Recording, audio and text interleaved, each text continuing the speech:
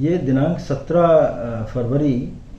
को सायंकाल जनपद उन्नाव के थाना असोहा क्षेत्रांतर्गत 2 बच्चियों की मृत्यु और 1 बच्ची के बेहोश होने की सूचना प्राप्त हुई थी, जिस पर वरिष्ठ पुलिस अधिकारियों द्वारा तत्काल मौके पर पहुंचकर जानकारी की गई तो संज्ञान में आया कि 3 बच्चियां निवासीगढ़ थाना क्षेत्र असोहा अपने घर से पशुओं का चारा लेने हेतु खेत को गई थीं। देर सायंकाल तक जब घर नहीं पहुंची तो घर वालों ने उनकी तलाश की और तीनों बच्चियां अपने ही खेत में बेहोशी की हालत में मिली।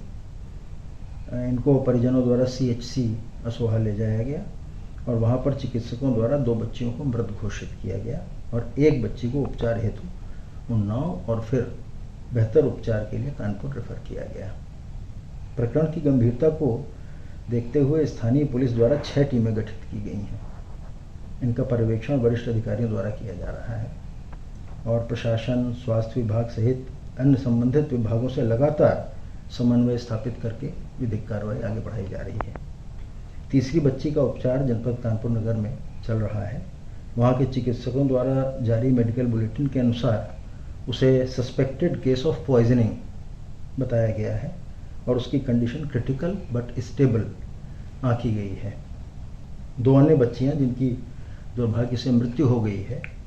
का पोस्टमार्टम एग्जामिनेशन डॉक्टरों के एक पैनल द्वारा संपादित किया गया है और उनके शरीर पर किसी भी प्रकार की मृत्यु पूर्व या बाह्य चोट का होना नहीं पाया गया है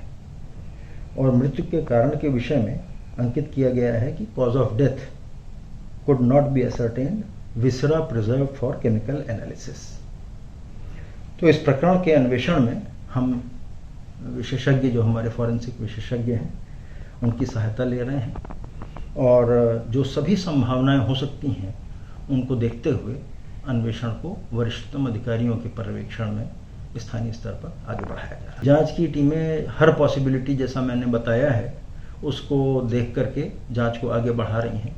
कि क्या संभाव्य कारण है और हम शीघ्र ही इस पर निष्कर्ष पर पहुंचने की स्थिति में होंगे, ऐसा मेरा मानना है।